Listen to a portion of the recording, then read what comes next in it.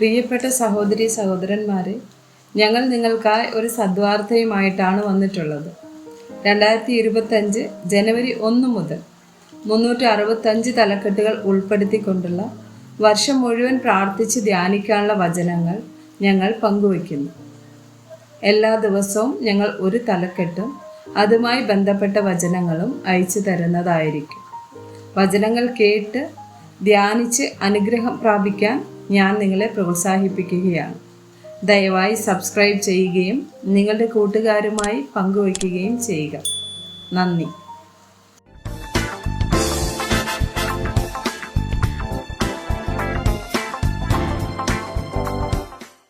ദിവസം 20. യേശുവിൻ്റെ സ്വർഗാരോഹണം. സങ്കീർത്തനങ്ങൾ 68 വചനം 18. നീ ഉയരത്തിലേക്ക് കയറി ബദ്ധന്മാരെ പിടിച്ചുകൊണ്ടുപോയി. യാഹ് എന്ന ദൈവം അവിടെ വസിക്കേണ്ടതിന് നീ മനുഷ്യരോട് മത്സരികളോട് തന്നെ കാഴ്ച വാങ്ങിയിരിക്കുന്നു. യോഹന്നാൻ 20 വചനം 17. യേശു അവളോട്, എന്നെ തൊടരുത്, ഞാൻ ഇതുവരെ പിതാവിൻ്റെ അടുക്കൽ കയറിപ്പോയില്ല.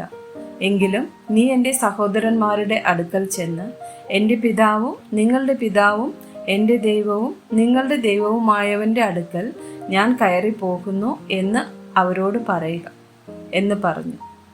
അപ്പോസ്തല പ്രവൃത്തികൾ 1:2-9 വചനങ്ങൾ. അവൻ കഷ്ടം അനുഭവിച്ച ശേഷം 40 നാളോളം അവർക്ക് പ്രത്യക്ഷനായി ദൈവരാജ്യം സംബന്ധിച്ച കാര്യങ്ങൾ പറഞ്ഞുകൊണ്ട് ഇത് പറഞ്ഞ ശേഷം അവർ കാണുകെ അവൻ ആരോഹണം ചെയ്തു. ഒരു മേഘം അവനെ മൂടിയിട്ട് അവൻ അവരുടെ കാഴ്ചയ്ക്ക് മറഞ്ഞു. മർക്കോസ് 16 വചനം 19. ഇങ്ങനെ കർത്താവായ യേശു അവരോട് അരുളി ചെയ്ത ശേഷം സ്വർഗത്തിലേക്ക് എടുക്കപ്പെട്ടു, ദൈവത്തിൻ്റെ വലതുഭാഗത്തിരുന്നു. യോഹന്നാൻ 3 വചനം 13. സ്വർഗത്തിൽ നിന്ന് ഇറങ്ങി വന്നവനായി സ്വർഗത്തിൽ ഇരിക്കുന്നവനായ മനുഷ്യപുത്രൻ അല്ലാതെ ആരും സ്വർഗത്തിൽ കയറിയിട്ടില്ല. ആമേൻ.